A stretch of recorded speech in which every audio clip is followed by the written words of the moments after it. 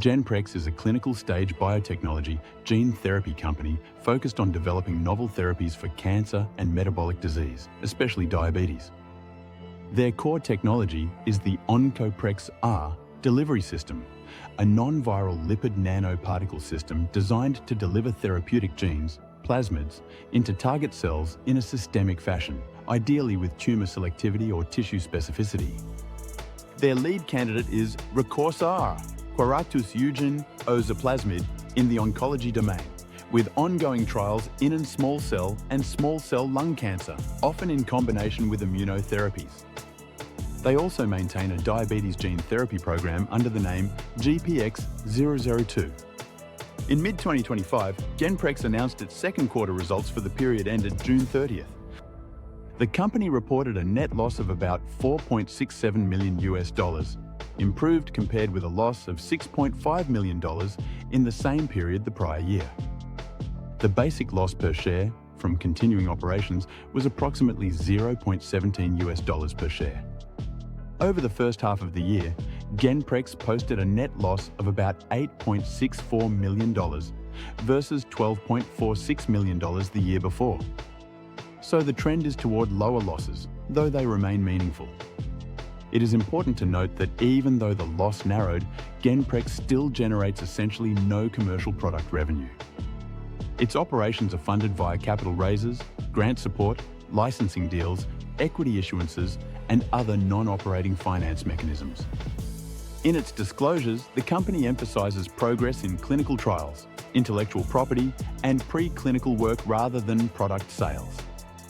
Any improvement in reported losses is driven more by controlled expense management and shifts in development costs than by revenue growth. One of the more compelling recent developments relates to intellectual property. In August 2025, Genprex announced that it received notices of allowance from the US Patent and Trademark Office for use of Reqorsa in combination with PD-L1 antibodies, for example Tecentriq, and in Europe for use with PD-1 antibodies. These patents are tentatively allowed and would extend protection, in some markets, at least until 2037.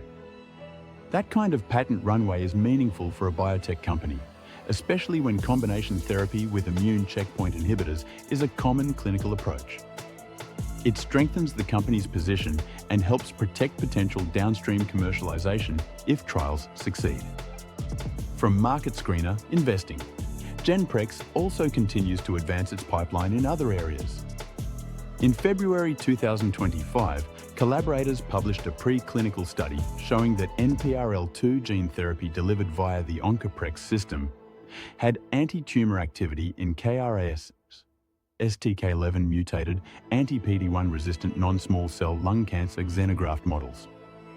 That suggests the Oncoprex delivery platform may be adaptable to multiple tumor suppressor genes beyond just TUSC2, the gene delivered in Reqorsa.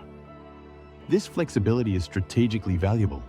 It lets Genprex seek multiple gene therapy assets using the same delivery chassis. From PR Newswire, in the diabetes domain, Genprex has made moves around GPX-002. One news item notes a sponsored research agreement with the University of Pittsburgh to study GPX-002 in type 1 and type 2 diabetes models.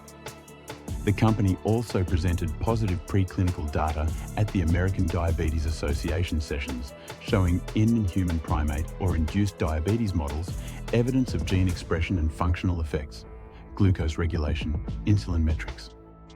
This gives some optionality.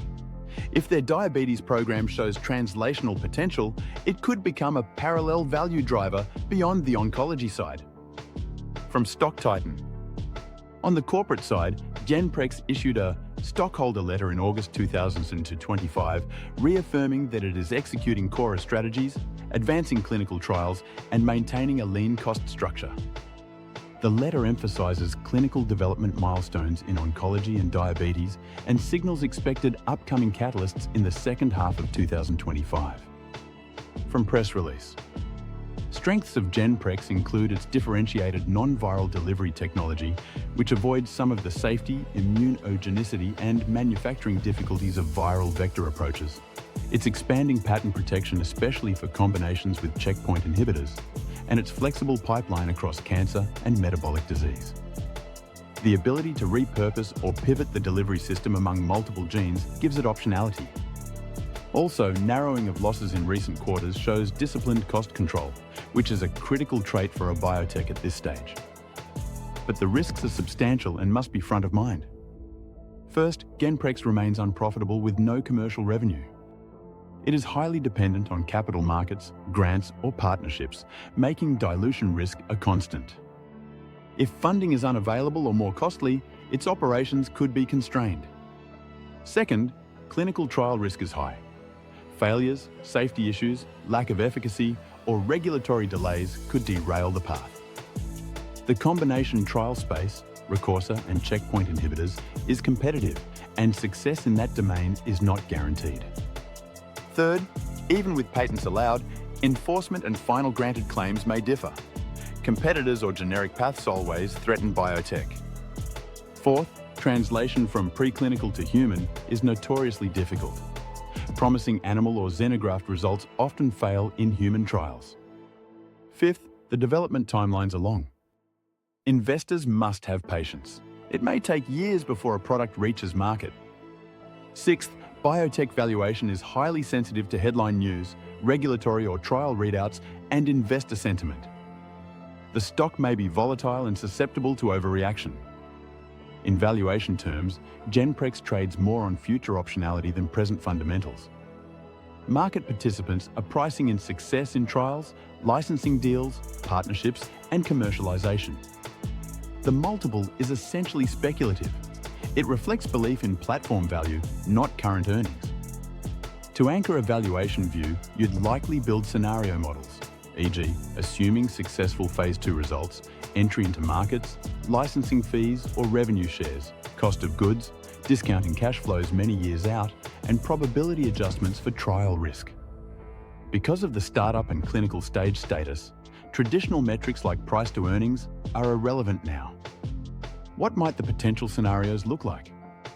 In a bull scenario, Genprex achieves positive acceptable safety and efficacy results for Reqorsa in combination trials, secures strategic partnerships or licensing with large pharma, successfully progresses toward commercialization, and retains strong IP protection.